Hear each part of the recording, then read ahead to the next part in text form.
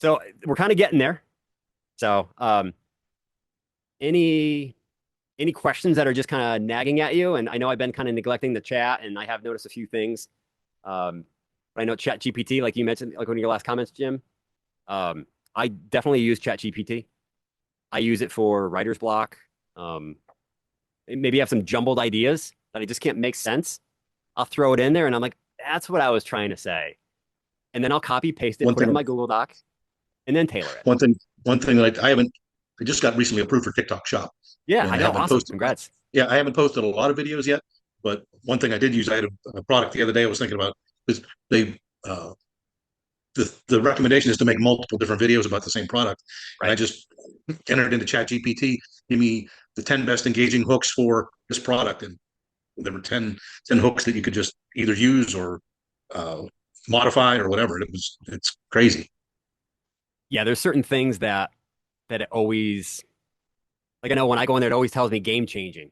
It's a game changer. It's game changing. That's like it always focuses on that. I'm like, no, you can't use it all the time. And so you always have to tailor it a little bit. That hook might be close, but it's not quite what you want. Right. And you could even say, if you're looking to get even negative engagement, you could say, give me 10 controversial hooks for Yeah, insert product name. definitely polarity. You know, if you don't want to succeed, definitely don't watch this video. If you don't want to have a glowing head, then don't watch this, whatever it might be. But yeah, polarity is like, you can't tell me what to do. I'll do what I want. I'm going to watch this now. Oh, good. Thanks for staying. So your job is to keep their eyes engaged. Oh, I just look at the screen and start going. I'm not even on my new part yet. So I'm sure we are all familiar with the structure. So we've thought of an idea. We found out how to get that idea, how to research it so we know how best to ask it. We've thought about how we want to plan our video, either with a couple shots, maybe a couple props, maybe how I want to do some text, maybe flying in the screen or showing an image behind me, or oh, that time when I was driving and I was actually shooting out the window. That'd be a great one for this one. I'm gonna pull that one in here too. So now you kind of have things lined up. So your video is kind of starting to take shape. Now you have to take what you're focusing on and create a script or at least some ideas that you can work off of. And we'll get into that more as far as like what to do and how to film and all that. Um, but your video should follow a clear structure that grabs attention, delivers value, and directs action. So we know we need to grab attention, and we keep them there by delivering value or some sense of curiosity or knowing that they're going to get a reward at the end. So they're, ooh, I want to know what happens. I want to know the answer to that. How many balls are in that ball pit? I'm guessing 5,000. What's the answer? I'm going to watch it to the end. They get that reward when they find out it's 5,000. You're like, oh, I was right. They're going to watch it again. So without structure, videos often lose focus. So I've done plenty of them. I'm like, oh, all right. I got that video out there. I felt pretty good about it. I think it'd probably get maybe 1,000 views. And then you get like 100. You're like, all right, I'll move on. All right, well, maybe I won't try so hard next time. Well, maybe next time you just put a little bit more in, a little more effort. You plan it out, and you're not going to notice results right away. You could, depending on how it goes, because you're going to fine tune this over time. It's going to get easier. You're going to get more confident. And when that confidence comes through, when you're really speaking to the camera and your message is just coming out of your mouth like you're passionate about it, people want to listen and they start to notice that. And you'll reach a point if you haven't already, because there's times you have ebbs and flows. There's times you hit it and you're doing great, and then all of a sudden, where'd it go? It kind of left. It's engagement's gone. Maybe you got to change things up. Look at your analytics and see where you're losing them. Look at the videos that you lost your viewer right on. What happened at that point?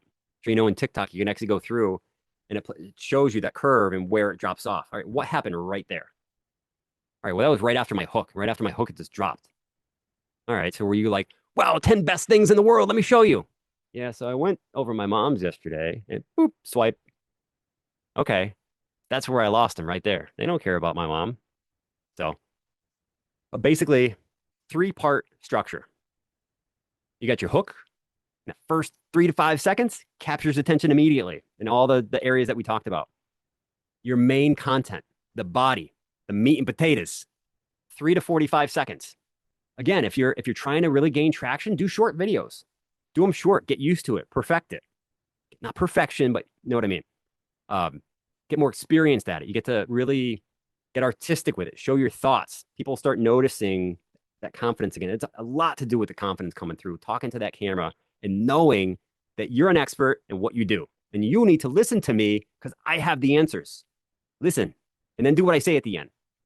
But you can get to the point like that. And you're like, okay, I'm watching. All right, I'm going to do what you say. And it'll work. You'll get your audience. And we know we don't need to go viral.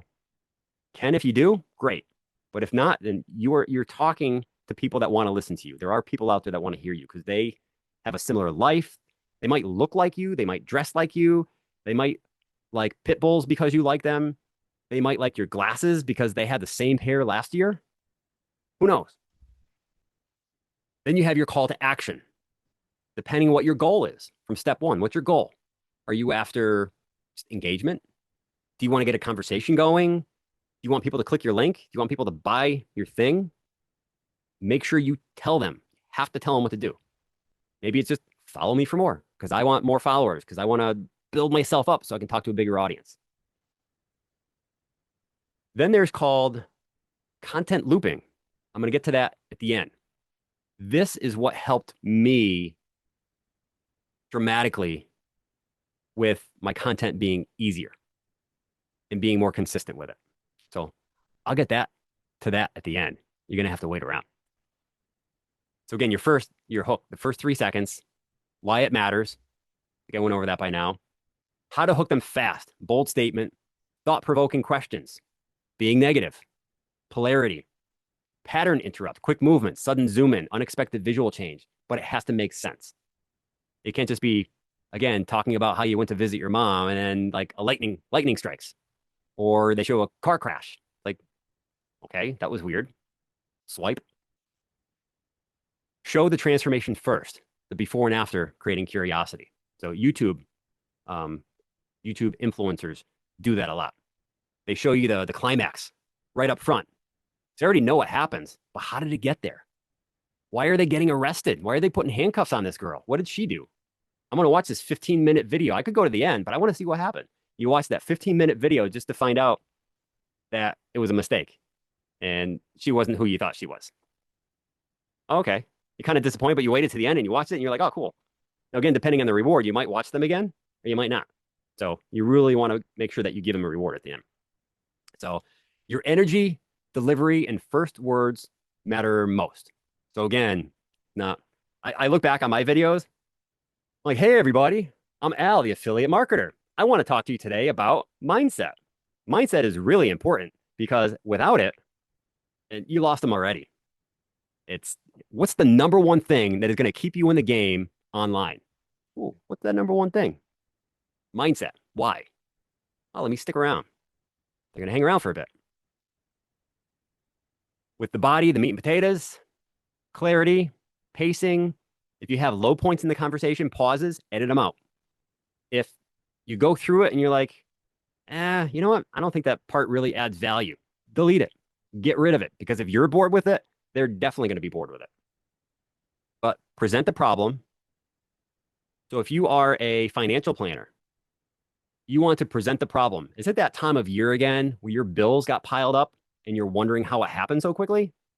Why does it matter? Now you're trying to catch up and you're trying to pay your credit card debt down. Well, what are you going to do? You're going to offer a solution. Well, I'm here with the answer because I'm going to take you with what little money you have and I'm going to tell you how to make your money grow for you the most. Cool. So you got a problem. Why does it matter? And you present a solution. Using on-screen text, B-roll, and movements can reinforce all of that. Lastly, you got your call to action, telling your viewers what to do next. And I know I went over this, so they won't take action unless you tell them to do something. If they were interested and they waited and they watched that long, then most likely they're going to interact. And I know I hear, well, it's only the people in my circle, that I get the engagement on. Well, that's the point. Because eventually somebody else is going to notice that, oh, wow, they got like 6 people that commented. I'm going to comment too. I'm not the only one. So they're going to comment. And then somebody else is going to comment. And then it just grows. And it just grows like exponentially. Next thing you know, you got 200 comments, and how am I ever even going to get back to these people? Because I know I need to get back to them quick, or I'm going to lose engagement, or the algorithm is going to sweep me under the rug, something. But you have the engagement call to action. Comment yes if you struggle with this. Click, grab my free guide in the link below. Follow or subscribe. Follow for more tips like this. Share, send those to a friend who needs it. Another big one that you want to stay up front is save this so you can come back to it later. Because we know that our videos get pushed out more if they're shared, and obviously if they're followed, and if they're commented on. Now, if you're liked, followed, commented, and shared, and saved to favorites, and you have 5 people do that, I think the magic number is 5. If you have 5 people do like everything on there, then it gets pushed to the next level. So if you hit 5 people engaging fully, you're definitely going to make it to the 1,000 viewer mark.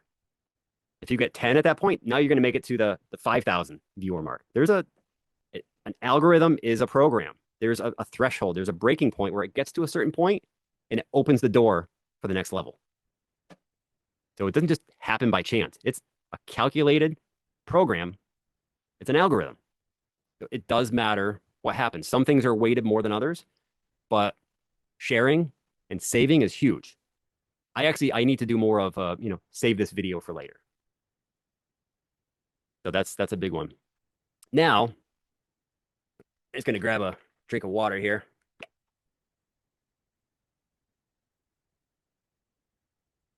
I don't know why. I think I've been talking for 16 hours straight. So content looping. It's funny, not to like toot my own horn or whatever, but I thought about this myself without having to be told. I kind of came up with it, but it was already a thing. It's one of those things where like, oh, I want to invent this. Oh, they already have that. Oh, okay, well, I thought of it at least. But what if one video isn't enough? Content looping keeps viewers engaged across multiple videos instead of just one. Instead of hoping for virality, this creates a binge watching experience that grows your audience. We're going to learn how to apply it on day 3. That's where we really get to the point where we build this repeatable system. But we have to build the foundation first. But it's going to help to keep the viewers coming back. Some examples of this: instead of ending a video cold, tease the next one. This is only part 1. This is where you hear about a series. People want to get involved in a series. This is only part 1.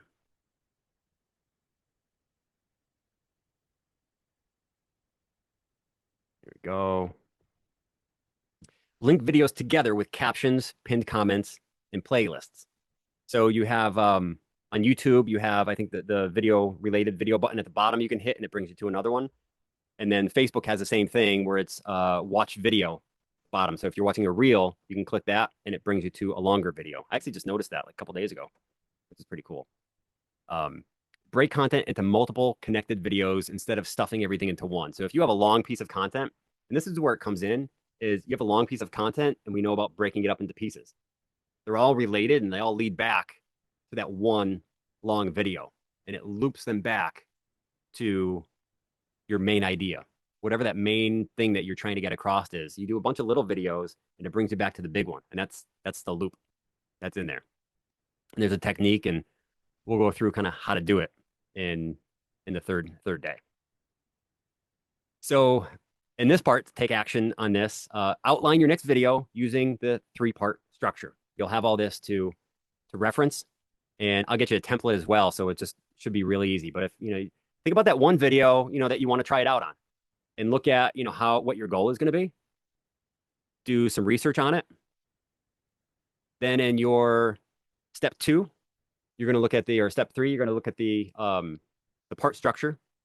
So your hook, the body, and the call to action. And then in there too, you're also going to plan and say, all right, what videos or what B-roll am I going to do? And maybe what props, or, what can I do in here that's visually appealing? And then kind of piece it together. And I'm sure you've heard of storyboarding. It doesn't necessarily need to be written or, like viewed, or, use a program to like visualize it and put this thing up on the screen. But just think about it and look at it from, okay, I'm going to start here. I'm going to go through, and then in the middle, I probably want to have something here. and you go through and you start creating that story. And as you start thinking about it, more and more comes to mind about it, and it really gets noticeable that you're really getting to that end goal. All right, so we get the 3-part structure, and